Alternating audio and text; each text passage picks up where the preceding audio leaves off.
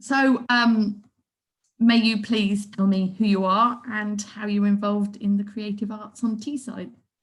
Yeah, I'm Amy Hunter and I am a written and spoken word poet now since I've been published, who lives and works in Teesside. Um, do a lot of gigs in like Stockton and Saltburn, and I've done some in Hartlepool as well. But yeah, I've lived here all my life and I feel very much at home here. Brilliant. So has writing poetry been something that you've always done since you was really young? I mean, this is a question I ask everyone, but obviously you're still really, really young. Well, I've been writing since I was really young. Like I've been writing little stories. I think my first one was about like a ladybird or something. But I started writing poetry after I attended Diverse one time in Saltburn. So do you want to tell us a little bit about what Diverse is? It's like a spoken word poetry and also sometimes like songs, music night in Saltburn, the Shanty Cafe. And it's where everyone just gets together and is really supportive of each other, and we've got open mics, spaces, and like guest writers and poets who share some of their work. It's all very lovely. I think it was at Diverse at Shanty that I first saw you perform. I think it was on the open mic at the time, and you silenced the room. I mean, you really did. It was really, really impressive. And shortly after, you got a proper slot and totally deserved. So it was great to see that happen. Thank you. But yeah, that was my the open mics. That was my first gig ever, really. The first poem I ever wrote. So yeah, Diverse will always hold a special place in my heart. Absolutely. Well, what an honour to have been there for your first ever performance. Can you tell us a little bit about the subject material of your poems? Yeah. So I've kind of split my poetry into two different categories, like genres, I guess. That I've like figured that I write about most. So I've got my kind of political ones, that I just kind of go on little rants, but like with meaning, I guess. Little rants, but I usually like conclude them in some sort of point. And I like to take inspiration from like the area and people that I know and experiences that like are true and have happened, for those ones. And I guess I kind of write them to like hopefully make someone listen and hopefully try and implement the thought process for change. So yeah, that's one camp of my poetry, which is what I started off doing really. And then I've kind of branched out as I've kind of grown as an artist, into doing more sort of experimental, metaphorical kind of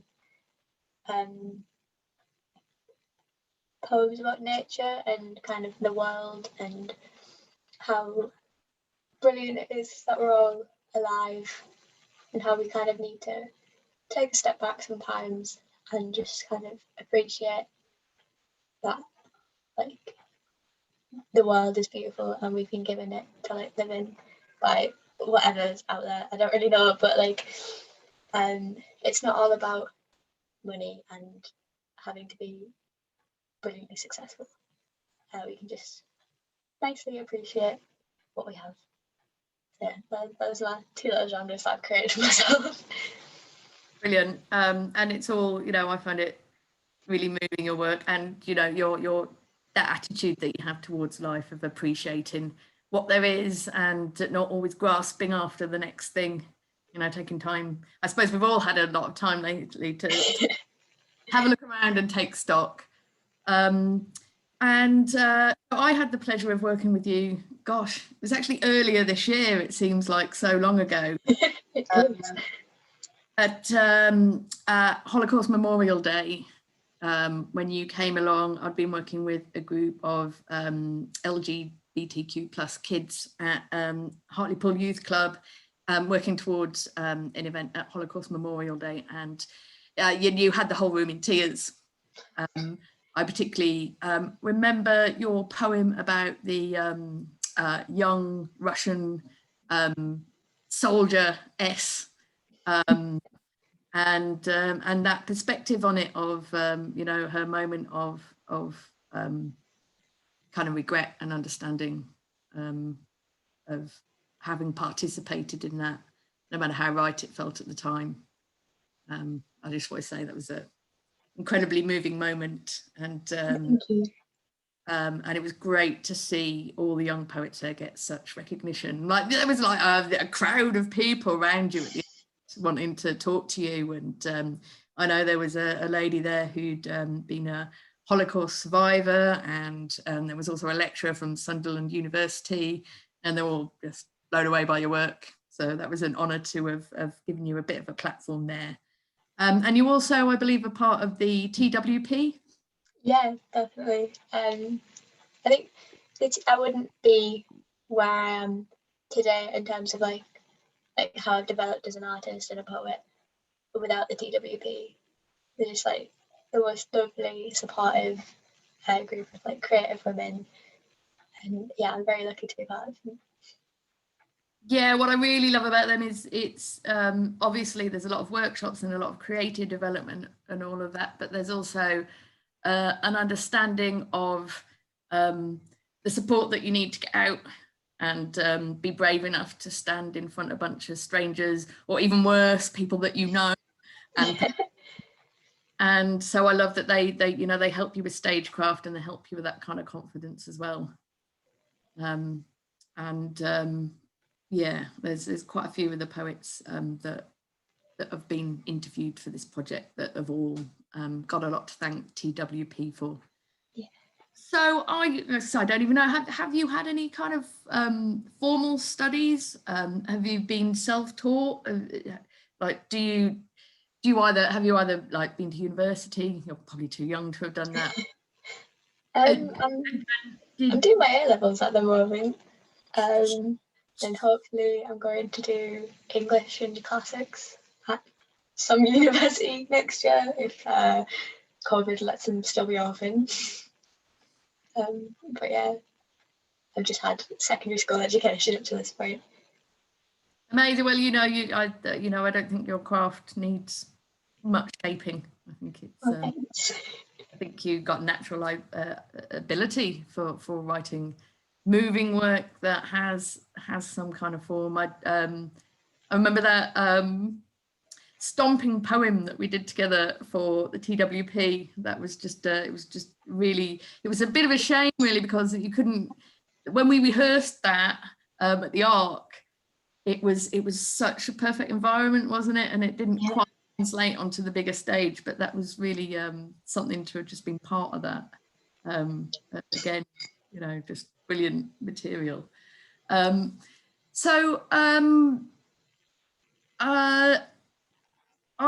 question that I ask everyone is, particularly it seems relevant right now, is beyond actually writing a poem and performing, why do you think the arts is important, and what does it give to you as a person for your own psychological development and your own mental health? Do you feel compelled to write? What is it that motivates you, and what does it give you?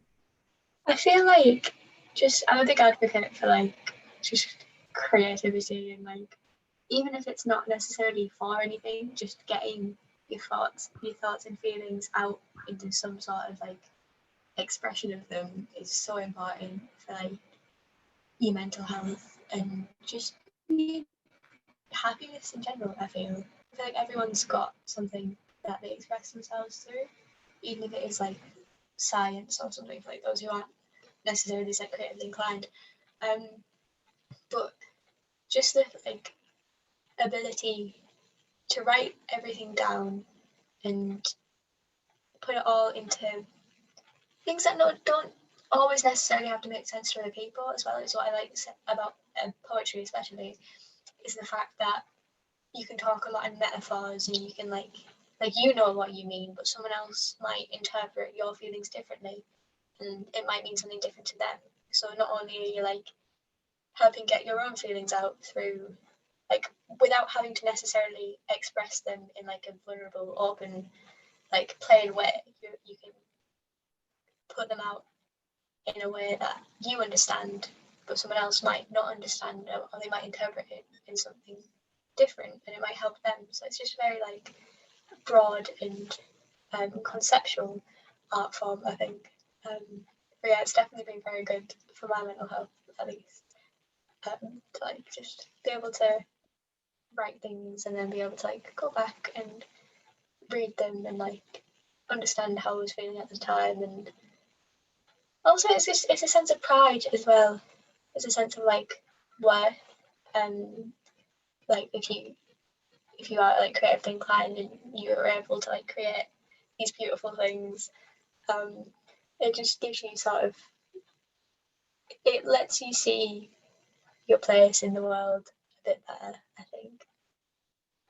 And it's just nice to create something that like will live on, like it's separate from you as a person, and like other people have like heard it and read it, and like you exist outside of like just your normal everyday life, which is nice, I guess. Absolutely, yeah. So I guess that kind of leads me on to the lockdown question. Have you carried on? Have you been able to write? Have you carried on performing? Have you adapted to the new kind of online events? How's it been for you?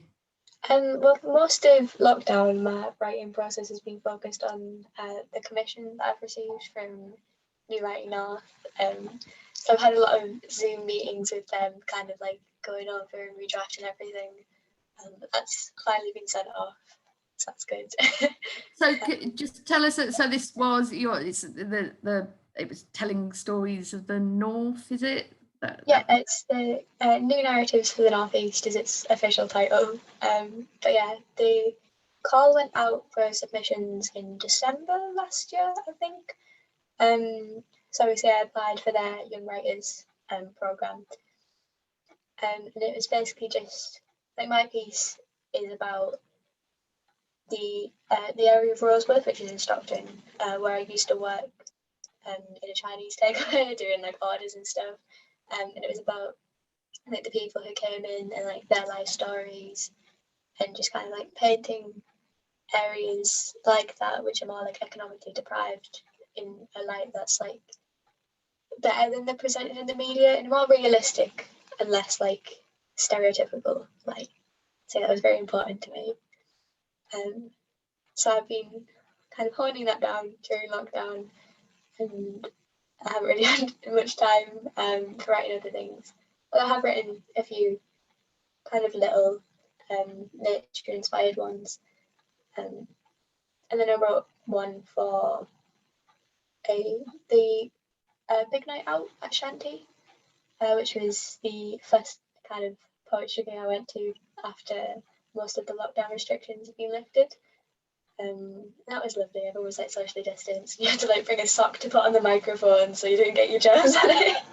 I love Shanty's sock policy. It was a bit of a mad time, but it was lovely just to like be able to be in that environment again, even if it was like quite different to what it usually was.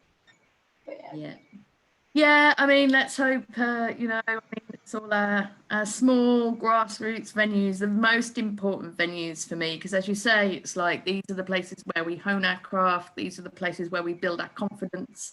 And if you take that lower rung away, as far as I'm concerned, everything else collapses. So, I just, I hope we can save, like Shanty and Disgraceland, our tiny little venues, and give these people the support that we need.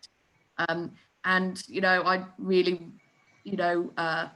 hope we come out of this lockdown soon, because I know you've got incredible work. I know you can have a great future as a poet. And I can't wait to hear your new stories, your new narratives. for the North. Thank you. Really look forward to that, and I absolutely know that you really deserve that commission. And Thank you. yeah, can't wait to hear your new work. It's been an absolute pleasure to talk to you as ever, and I hope next time it can be face to face in a room full of poetry and music and song and joy. And yeah, let's keep the faith till we get there. Yeah, it's been lovely to talk to you too. All right, take care. Thank you. Bye. Oh, it's not gonna let me do it. There we go.